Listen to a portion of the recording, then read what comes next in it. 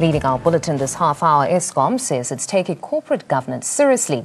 Now, this comes as the power utility tries to be on a new leaf from an era marred by maladministration and corruption. Eskom acting Group CEO Pagamani Hadebe says the main message they're taking to investors is that no wrongdoing will be unpunished. Investigations will be followed through with the necessary punitive action. And where the power utility lost money, those funds will be recouped. There is a mutual agreement between management and the board that things have to be done differently from now on if we are to ensure that this institution is sustainable. We have to maximize revenue. Municipal debt is a challenge that we are facing, and accordingly, we have visited 4 parliamentary committees. And our story has been consistent and very same. If we don't deal with this issue, it's going to be a challenge. And secondly, investors are worried about this. They want us to show that we have the power to take decisions. And accordingly, we will deal with those municipalities that do not pay. Corporate governance. We told investors that we continue to do the investigations and we are taking decisions whenever we find wrongdoing. We continue on reviewing the contracts, 5,000 of them, and we have covered a lot of ground. Yes, McKinsey has committed to pay back the 1 billion. That 2 trillion has not shown any indication whatsoever of doing so, that the issue is at the High Court, and that the asset forfeiter is very happy to have this money coming to Eskom. Now joining us on this particular story is Kulu Pasiwe, Eskom spokesperson, as well as Chris Yelland, energy expert via Skype. Perhaps to start with you, Mr. Yelland. I mean, as early as last month in April, there were talks of a looming crisis within Eskom and possibly there being an emergency declared. Now, fears are allayed. We're told that there will be no load shedding. What's your take on today's briefing? Yeah, I think that Eskom understands fully the threats facing it in terms of coal supply, and it's taking action to buy coal from here, there, and everywhere, and get it trucked in to the various power stations that are short on coal, including transferring coal from other power stations that are short. You have to understand there is plenty of coal in South Africa. In fact, mountains of coal. It's all about getting the right quality of coal at the right place, at the right time, and at the right price. And Eskom at the moment is going to pay the price and truck in coal, whatever it takes, to make sure that there's no load shedding. And I think they'll be successful. One can never say for 100% sure, but I think the probability of load shedding is very low now that Eskom are taking this action. Just to backtrack and just try to unravel how we got to this point of the crisis. Now, many have stated that it's the tired coal mines that are the biggest issue because now here we have Eskom having to put in the capital. What's your take on that position? Can they resolve that? Yeah, look, as you say, there's really 2 main causes for the current coal supply shortages facing Mpumalanga coal mine, power stations. The first, of course, is the Tegeta problem. Tegeta, as you know, stopped supplying coal to Hendrina and to the South African power stations in November, as they went into business rescue. And the previous owners of Tegeta appear to have skipped the country. So that presented a huge loss of coal to Eskom. For example, just Hendrina alone, Tegeta was supplying 400,000 tons of coal per month, and that suddenly stopped. The second issue is even a bigger issue, and that is for many years it's been Eskom's strategy to diversify away from tied collieries and to rather promote and to encourage procurement of coal from emerging coal mining companies, smaller coal mining companies, and in this way they starved the tied collieries of capex significantly, quality declined, and they were meeting the shortfall from these emerging coal miners. This has become so great that, in fact, Eskom has been unable to meet these shortfalls and is now rethinking the strategy on tied collieries and thinking of recapitalizing them to some extent and to ensure that they do not embark on an unsustainable strategy of moving too fast and too hard to emerging coal mining companies. And perhaps all of this now talks to governance, and just to rope in Khulu Phasiwe. Khulu, thank you very much for your time. We heard today Mr. Radebe saying, in terms of corporate governance, you guys were investigating a number of issues and taking action or decisions where needs be. What exactly is that action? Are you looking to dismiss certain people? And if you can take us through the progress there.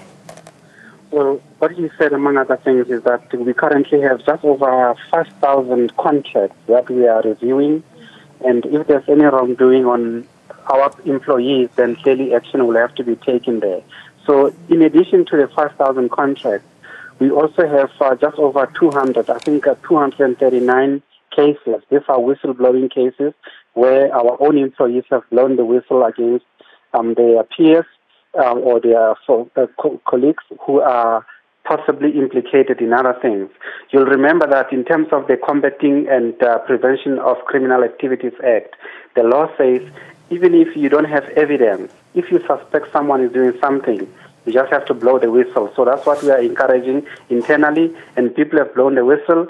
As Mr. Radebe has said, out of the 239, about 75 of those cases have been investigated, and 39 of them have warranted Eskom to take action against them, meaning that the people who are implicated are going to appear before disciplinary hearing at some point, and where possible, some of these people actually might face the music.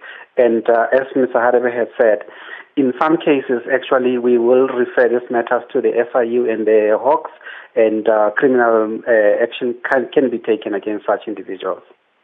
And then the status around funding. We understand that you've been able to raise 43 billion, but also there was the conversation around McKinsey, that they had committed, obviously, to pay that 1 billion, but there was no commitment coming from Trillion. What's the latest there? Well, yes, McKinsey has been on record in Parliament and elsewhere that they are willing and ready to pay the money. They just wanted Eskom to get a court order which will enable them to make the process fairly easy for them to comply. Trillion, on the other hand, have been at least resistant, if I were to put it that way. They are not responsive in terms of when and how they're going to pay the money, or if they're going to pay to start with. So which is where we are at this stage. But from our side as a company, in October 2017, we had already written two letters to both companies, essentially indicating that the monies that were forwarded to them by Eskom were made unlawfully, and therefore we want that money back. So ultimately, as Mr. Radebe had said, we want our money, which is 1.6 billion, and I'm sure in due course, Trillion might be forced through the court for them to make that payment. And then as for the lifestyle audits, I'm sure it was welcomed by many, but then Mr. Radebe went on to say that it's proven to be quite cumbersome, or it's a bit of a challenge. What exactly are the challenges there to get on with the lifestyle audits? Well, basically, this one is a first for Eskom. We have never really done this before, so we need to make sure that when we do start the process, there are no loopholes. So I suppose we are also learning from other institutions that have done it before, and also to make sure that we don't leave any people outside of that space. So essentially what Mr. Radebe had said is that we will start right at the top at the executive level, at a level lower than that, and other levels in between. There may be other people who are not executives or senior managers that are also implicated in some of these things. But you're going to start right at the top, which is the executive and the senior managers, and then there may be other people at power station level and elsewhere who will also be investigated. But the most important thing is that when you start a process like that, it has to be thorough, and you have to use, I suppose, maybe I would say benchmarks from other companies that have done this thing before. So that's where there's been a bit of a delay, but Mr. Hadebe had said that this will start from next week now. And then the issue around the tied coal mines and where you guys now have to take on the capital expenditure. What is the latest there?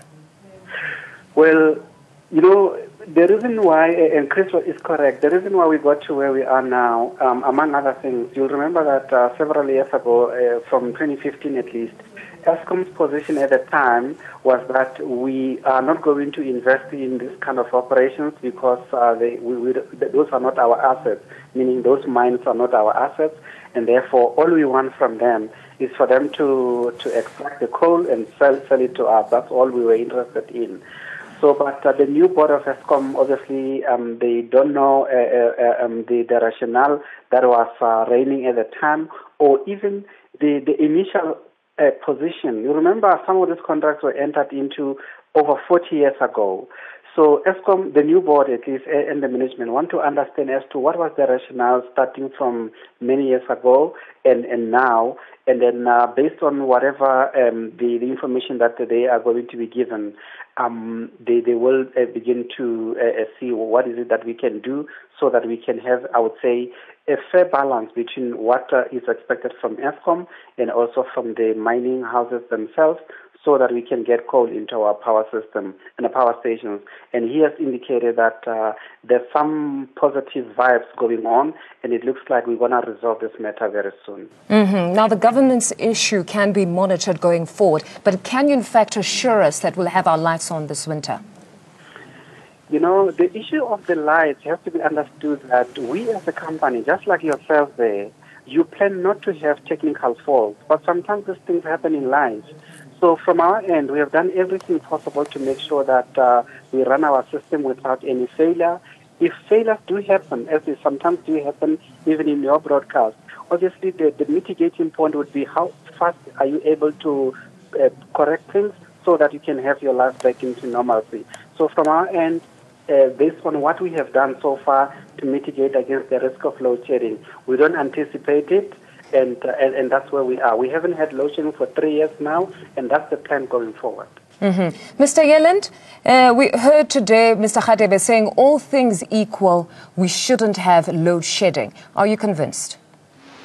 Well, if Eskom are prepared to pay the high price to truck in coal from wherever it exists, to keep their coal stock levels at the right level, then I do think they will be able to avoid load shedding, certainly to keep the risk to acceptably low values. The problem is that this comes at a price, a huge price, in fact. Trucking in coal, instead of buying it from a tied colliery, can cost 2-3 times as much as from the tied colliery. And this is a cost to Eskom that I don't believe that the regulator will allow to be passed through to the customer in the tariffs.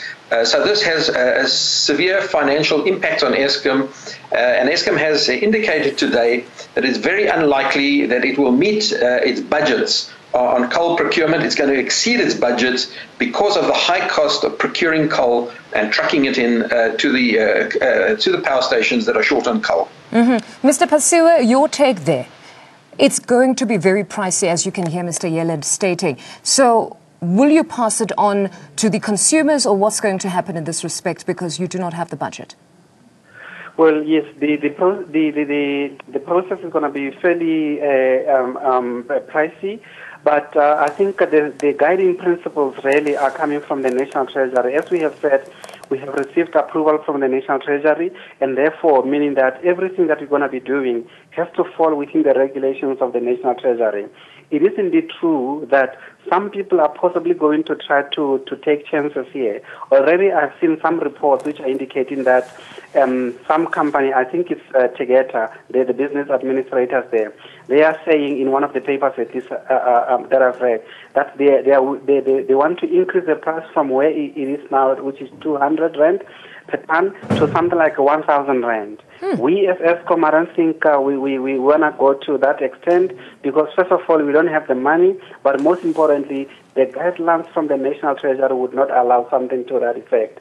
So everything that we do has to be based on the principles that are governing state-owned companies, which is the Public Finance Management Act, plus our own internal processes.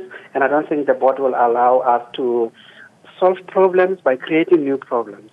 Now, based on just that report, we cannot confirm. It wouldn't sound very ethical to just inflate prices, but nevertheless, what choice would you have if all you need is just coal? And we've got people that might sell it to you at 1,000 Rand a ton. Well, I think the most important thing to remember, among others, yes, that there will be people who are taking chances. But the information I have from our primary energy team is that actually we do have a number of other players in the market who are willing to assist us at a fairly reasonable price. In today's briefing, one of the things that was mentioned was that besides going out to the market in terms of new contracts, we also have the existing suppliers who are willing to increase their volume. So in other words, if a company X is contracted to produce, say, 20,000 tons per month, and they have the ability to increase that to 25,000 or even 30,000, then we will go that route, and the price generally will be fairly reasonable because, as Chris was saying, they would be using their own conveyor belts and those kind of things, and the price will go down. But obviously, you'll have a mix of this tight mines together with the tracking of coal coming from other operations. So Eskom has to tread very carefully here because, quite frankly, I personally, as a spokesperson, I don't want to come here again to explain something where maybe after a year or two, we are told that we had exceeded some of the limitations, or at least the framework that the National Treasury had put for us. So hopefully everything will be done according to the book going forward. Now, just in closing, Kulu, some at home could easily say you don't find yourself in this predicament overnight. There would have been indications that you would come to this moment. You would have such a crisis, bringing us back again to the governance issue. I heard today Mr. Hadebe talking about a comprehensive strategy between the board and the Minister of Public Enterprises, which should be concluded in September. Take us through exactly what this comprehensive strategy would be. Eskom is beginning to have a new business plan or corporate plan for the next, up to 2035. So essentially, the management would like to see what is it that we can do to improve Eskom's operations, especially the issues around efficiencies, and also to see what other business we can do outside of South Africa possibly, because you'll remember that many years ago, a fair portion of Eskom's revenue used to come from our operations outside of South Africa. So, but because of the financial issues and other things, Eskom has sort of reduced its involvement with the continent over a period of time. So we want to go back to the region, especially starting with our own here, which is SADC, before we expand to other areas. You will know that in Africa, in generally, South Africa actually is the only place where we are able to produce the kind of electricity that we have. Currently, we are sitting at about, I think, 45,000 megawatts. Other countries, including the big countries like Nigeria, I think they produce something like 5,000 megawatts, and they have something like just over 100 million people there. So clearly there's a scope for Eskom to go to those kind of areas to assist the utilities there in terms of maybe improving their performance and things like that. But before you get there, you need to have your own base stable, and that's what the new plan will be bringing forward. No, thank you very much, Kulu, as well as Mr. Chris Yelland, energy expert, the two gentlemen talking to us there about today's State of the System briefing from Eskom, where they at least allayed fears to say we should have electricity throughout this winter period, all things equal.